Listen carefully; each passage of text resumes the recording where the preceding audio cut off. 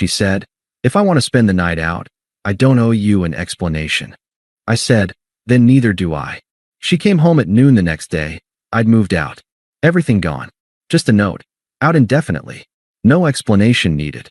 Hey viewers, before we move on to the video, please make sure to subscribe to the channel and hit the like button if you want to see more stories like this. Thanks. The last thread finally snapped at 11:07 p.m. on a Thursday.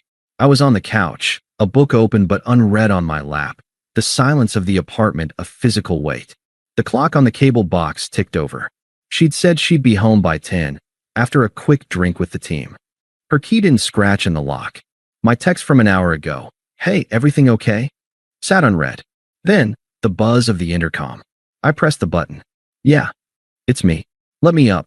Her voice was already edged, a brittle energy crackling through the speaker. 2 minutes later, the door swung open. She didn't look like she'd come from a corporate drink. She looked like a storm barely contained. A little black dress I'd never seen, heels that meant business, her makeup sharper, redone. The scent of someone else's cigarette smoke clung to her jacket, overlaying the ghost of expensive gin. "Hey," I said, keeping my voice level. "How was it?" "Fine." The word was a door slammed in my face. She threw her clutch onto the kitchen counter, the clatter too loud in the quiet. I watched her pour a glass of water, her movements jerky. The worry I'd been stewing in began to curdle into something colder, clearer. "You said 10. I got worried." A sigh, heavy with theatrical exasperation. "It ran late. We lost track of time." "Who's we?" I asked. "Maya and Chris from marketing." She stilled, her back to me. "Just some people. You don't know them." A new chill settled in my stomach. For months, it had been like this. A gallery of people I didn't know. Vague plans that materialized last minute. Her phone, which used to light up with our silly memes, now forever face down, buzzing with notifications from contacts saved as single emojis. I tried to be understanding. Her promotion to junior brand manager 6 months ago had come with a new social circle. Louder, faster, perpetually angled for the perfect Instagram story. I told myself it was a phase, the excitement of a new world. I'd been the anchor. I cooked the meals she forgot to eat, listened to her vent about office politics, handled the dry cleaning, the bills, the quiet, mundane maintenance of a shared life. I was the safe harbor she'd once called me, kissing my forehead. The memory felt like an artifact from a different civilization. "Look," I said, standing up. The book slid to the floor. I didn't pick it up. "It's a weeknight. You're dressed for a club, not a post-work debrief." "I'm not an idiot, Sarah. Just be straight with me." "What's the plan? Are you going back out?" She turned then, and the look on her face wasn't guilt or contrition. It was pure, undiluted annoyance, as if I were a fly buzzing around a prize she was trying to enjoy. "Why does everything need to be an interrogation with you?" "Yes, Maya and some of the others are heading to Lux. I said I'd meet them. Now? It's past 11. So?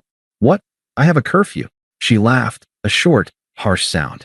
"God, you're suffocating sometimes." The word landed like a physical blow. Suffocating. For waiting up. For caring. I took a slow breath, the icy clarity spreading from my core. "I'm not trying to suffocate you. I just like to know you're safe. I'd tell you if I was going to be out all night. Well, maybe you should get a life of your own and you wouldn't be so obsessed with mine." She fired back, grabbing her clutch again, checking her reflection in the dark microwave door. That was her latest refrain. Get a life. My life, for 3 years, had been us. My friends had become our friends. My hobbies had flexed to fit our shared time. I'd seen it as building something. She now framed it as a personal failing. "So, you're going to Lux," I stated, my voice flat. "And you'll be back when?" She whirled around, her eyes flashing. "I don't know. When it's over. When I feel like coming home."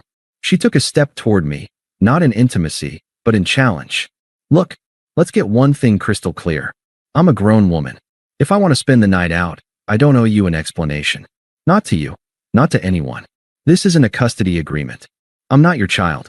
The words hung in the air, toxic and final. They weren't just about tonight. They were a manifesto. They were the dismissal of every quiet worry, every gentle question, every shared responsibility, every silent promise that had built this home. They reduced 3 years of partnership to a prison guard and an inmate. I felt a strange, quiet click inside my head.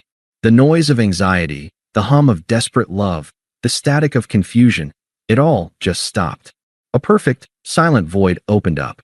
In that void, there was only her statement, clean and sharp as a surgical blade. I looked at her, really looked, not at the woman I loved, but at the person standing in front of me, defiant, entitled, already halfway out a door I hadn't even realized was open. I didn't shout. I didn't plead. I didn't even feel angry. I just felt done. I nodded once. A small, accepting motion. "You're right," I said, my voice so calm it surprised even me. It was the sound of that internal void. "You don't." A flicker of triumph crossed her face. She'd won. She'd established her dominance. I met her eyes and delivered the corollary, the only logical response to her new rule of law. "And then neither do I." She blinked, the triumph faltering, replaced by a flicker of confusion that quickly hardened into a sneer. She thought I was being petulant, throwing a childish comeback. She didn't hear the finality in it. "Whatever," she scoffed, rolling her eyes. She adjusted her dress, a queen dismissing a jester. "Don't wait up." And with that, she was gone. The door closed with a firm, definitive thud that echoed in the hollow apartment. Silence. Not the anxious silence of waiting, but the profound, echoing silence of absolute conclusion. I stood there for a full 5 minutes, just breathing in the silence. The ghost of her perfume and cigarette smoke still lingered. The echo of her words, "I don't owe you an explanation," replayed on a loop, but now it sounded less like an attack and more like a user manual. Instructions for disassembly. A strange energy, cold and purposeful, began to course through me. The grief was there, a vast, dark ocean waiting to pull me under, but for now, I was standing on an ice floe of pure focus. I had to move before the grief thawed and swallowed me. I walked to the bedroom we shared, our room. I looked at the king-sized bed, the mismatched nightstands, hers cluttered with skincare, mine with a book and a watch. The framed photo on her dresser from a trip to the coast 2 years ago, our faces wind-whipped and happy. It all looked like a museum exhibit. Life of a couple, circa when she still pretended. I didn't touch her things. They were no longer my concern. From the top shelf of the closet, I pulled down my old, sturdy suitcase and a set of moving boxes I'd kept from our last move. I started with my closet. Clothes, shoes, belts. Methodical, efficient. No hesitation. Each item folded or placed, not with sentimental care, but with the practicality of a soldier breaking camp. The suitcase filled with a week's worth of essentials. The boxes began to swallow my books, my vinyl records, the small toolbox my dad gave me, the framed diploma, the goofy ceramic mug I'd made in a college pottery class. Around 1 a.m., my phone buzzed. A text from her. "Maya's phone is dead, charging at the bar. Just so you don't send the cops. Having fun. Don't be mad." I read it. The old me would have felt a pang, would have texted back, "Please be safe." The new me saw only a notification, an update from a distant satellite that was losing signal. I didn't reply. Instead, I went to my phone settings and changed her contact name from Sarah Redhart to S. Then I opened the banking app and transferred my half of the last paycheck into my personal savings account, separate from our dwindling joint fund for future trips. The numbness was a superpower. It let me move through the apartment like a surgeon, removing the vital organs of my former life. I took my PlayStation, my laptop, my headphones. I left the TV we'd bought together, the fancy stand, the decorative pillows she'd obsessed over. I packed the good knives my mother gave us, but left the pots and pans. I was curating a new existence, not looting the old one. In the living room, I paused before the bookshelf. Our books were intermingled. Carefully, I slid mine out, leaving gaps on the shelves like missing teeth. Her trendy novels, self-help guides, and photography books stood alone, suddenly looking lonely and forlorn. By 4 a.m., the physical work was largely done. A stack of 4 boxes and my suitcase sat by the front door. The apartment looked ransacked, but only in a specific, targeted way. My spaces were voids. Her spaces remained, a shrine to a person who wasn't coming back to the life she'd left. I sat at the now bare kitchen counter with a notepad. The blank page stared back. What was there left to say? All the pleas, the accusations, the questions, they were invalid under the new rules. She had written the terms. I picked up a pen. I wrote 5 words. Out indefinitely. No explanation needed. I didn't sign it. It needed no signature. The author of the philosophy was clear. I propped it against the empty fruit bowl on the counter, the only thing in the center of that wide, empty surface. A minimalist monument to the end. At 6 a.m., as a gray dawn bled into the sky, my buddy Leo's truck pulled up outside. I'd texted him an hour ago. Need a favor? No questions. He asked none. He helped me load the boxes and suitcase into the back, his face grim but understanding. He clapped me on the shoulder as I locked the apartment door for the last time and dropped the key through the mail slot. "You okay, man?" he asked as we pulled away. I looked out the window at the sleeping city. "I will be," I said, and for the first time, I believed it. The new place was a furnished studio, smaller, brighter, overlooking a different street. It smelled of clean linen and possibility. Leo helped me haul my boxes inside. When he left, the silence returned, but this one was mine. It wasn't the silence of absence. It was the silence of a blank page. I took out my phone. Before I could think, before the old, weak pain could resurface and suggest maybe I should wait, maybe I should hear her out, I went to my contacts. I selected S. I pressed block contact. Then I opened Instagram, Facebook, Spotify, every shared digital thread, and severed them all. One by one. Block, delete, unfollow. A digital vanishing.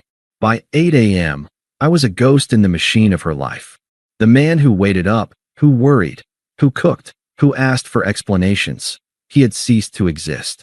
All that remained in that old apartment were the echoes of her own words, and a note throwing them back, cold and exact. I sat on the floor of my new, empty studio, my back against a box of books, and watched the sun fully crest the buildings. I didn't cry. I just breathed. The game she had invented was over. I had simply chosen to stop playing and walked off the field without a word. The silence in the studio was a living thing. For the first 2 days, it was a deafening roar. I'd conditioned myself for 3 years to listen for a key in a lock, a text chime, the cadence of her footsteps. Now, there was only the hum of the mini fridge and the distant city noise, a white noise that meant nothing. I didn't turn on the TV. I let the silence press in until it stopped being an absence and became a presence. My own. I didn't break. I worked. I unpacked my boxes, placing books on the single shelf, hanging my clothes in the narrow closet. The sterility of the furnished space was a relief. There were no memories in the beige walls, no ghosts in the generic landscape print. It was a clean room in a mental hospital, and I was the sole patient, administering my own cure. The first week was a lesson in tectonic shifts. The instinct to text her a funny billboard, to ask what she wanted for dinner, was a phantom limb, aching and firing useless signals. Each time, I'd feel the impulse, pause, and then deliberately do something for myself. I'd go for a run until my lungs burned. I'd cook a single steak, eating it straight from the pan. I'd reread a chapter of a book I loved. I was retraining my brain's reward system, divorcing it from the chemical dependency of us. I expected a tsunami of emotion, rage, despair, a weeping breakdown on the thin studio carpet. It never came. Instead, there was a profound and unsettling calm. The grief was there, but it was a quiet, sedimentary layer beneath the active soil of my new life. I realized the worst of the mourning had happened in the final months, while I was still beside her, watching the woman I loved slowly replace herself with a stranger. The actual leaving was just a formality. My phone, now a quiet tool, told a story of its own. The first day, there was nothing. The void I'd created held. On the evening of the second day, my screen lit up with a call from an unknown number. I let it ring out. A voicemail notification appeared. I deleted it without listening. The rules were the rules. On the third day, 2 calls from the same unknown number, followed by a text from a different one. Unknown number, 10:14 p.m. This is Maya. Sarah is freaking out. What the hell did you do? Call her. I stared at the text. What the hell did you do? The framing was perfect. In their narrative, I was the active agent of chaos. Her declaration of independence, her night out, my quiet dissolution of our life. These were not causal links. My action was an unprovoked earthquake. I felt a flicker, not of anger, but of cold satisfaction. The first flying monkey had been deployed. I blocked the number.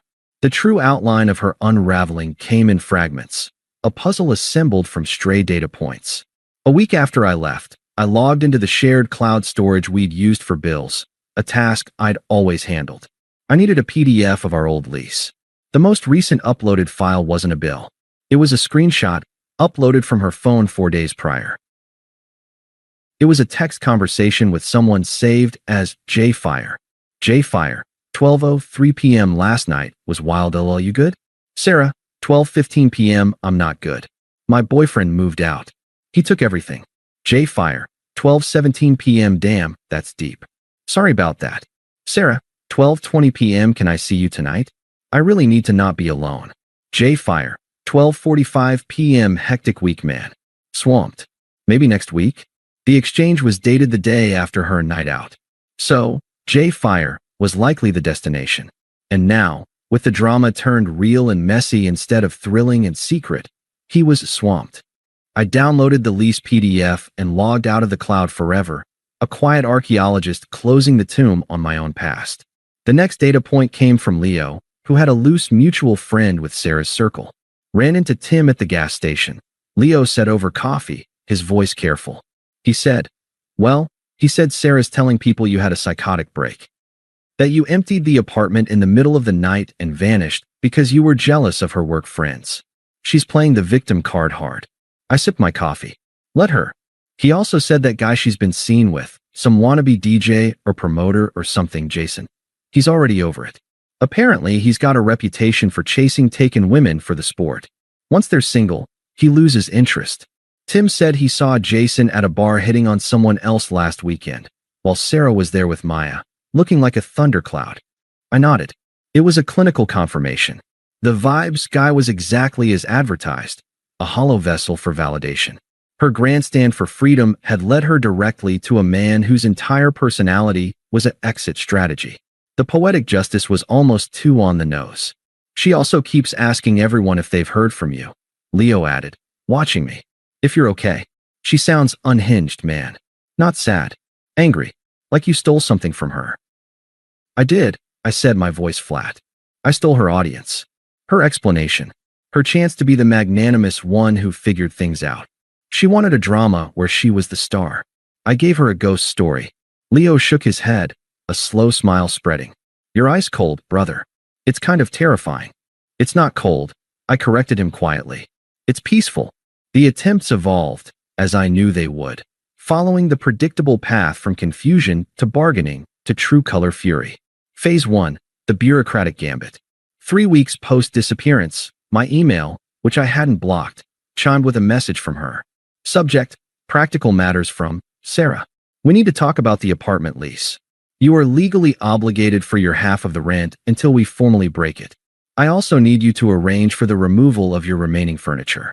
I cannot live like this. Please be an adult and contact me to settle these matters. I expect a response. It was perfectly framed. The aggrieved party, forced to deal with the irresponsible child. The tone was all clipped efficiency, trying to lure me onto the familiar battlefield of shared responsibility where she could regain leverage. She was speaking the language of the old world, not understanding it had been erased. I drafted a reply, not to her email, but to the property management company, CC&G her. I had researched this in my first week of silence. To whom it may concern, please be advised that as of date I left, I have vacated the premises at old address. My ex-partner, Sarah, last name, remains in residence. I hereby formally relinquish all claims and responsibilities under the lease, effective immediately. Any further communication regarding this property should be directed to Ms. last name. Attached is a copy of my government ID and a signed letter of relinquishment. Sincerely. I sent it.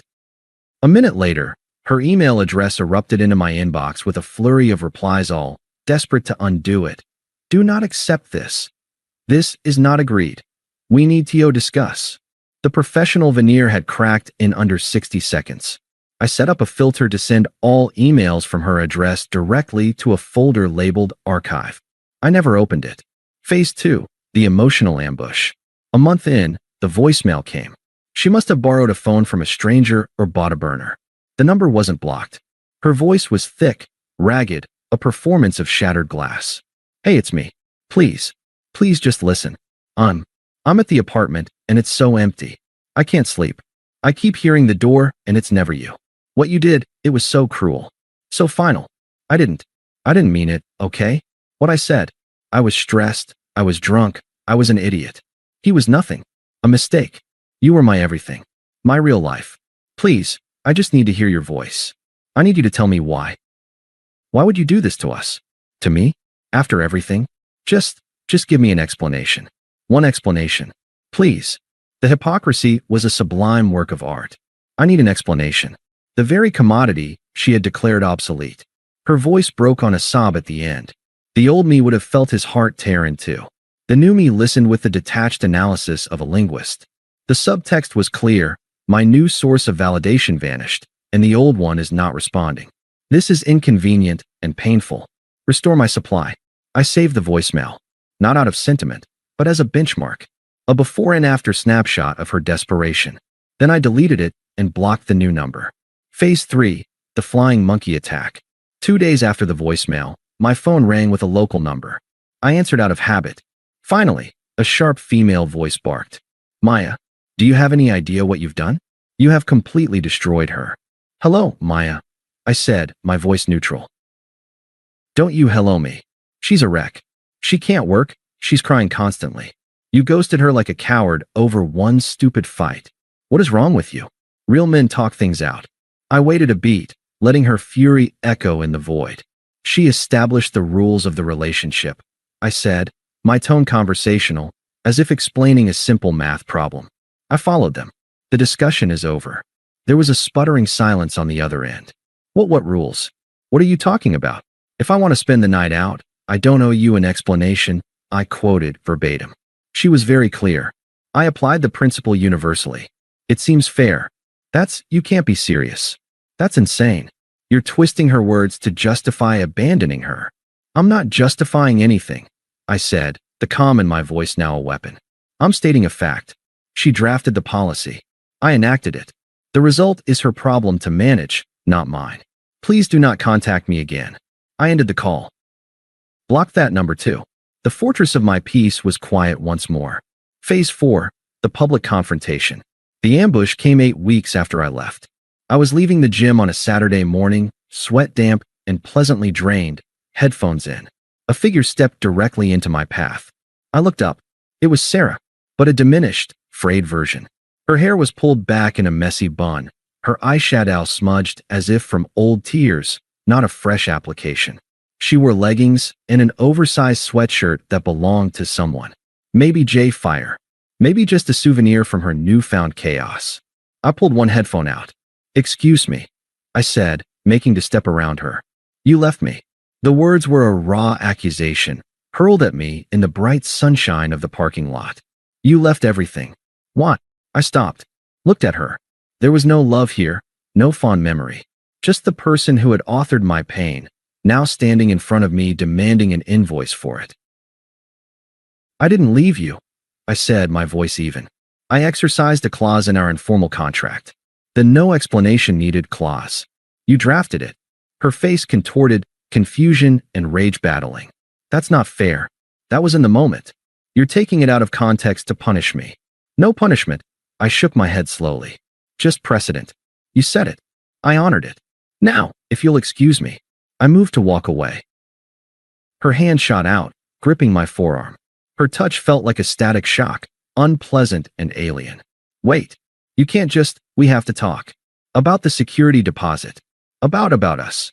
I looked down at her hand until she released it. I met her eyes, and in mine she must have seen the absolute void, the complete emotional vacancy where she once resided. There is no us, I stated, a simple report of the weather. There is you, and there is me. The connection you are referring to was terminated. By you. The paperwork just took a night to process. Her desperation curdled, finally, into the true color anger I knew was underneath. The victim mask slipped, revealing the entitled architect of her own disaster. Her eyes narrowed, her lips pulled back from her teeth. You're a heartless bastard, she hissed, the venom pure and undiluted. I hate you. I hope you're alone forever. A small, almost imperceptible smile touched my lips.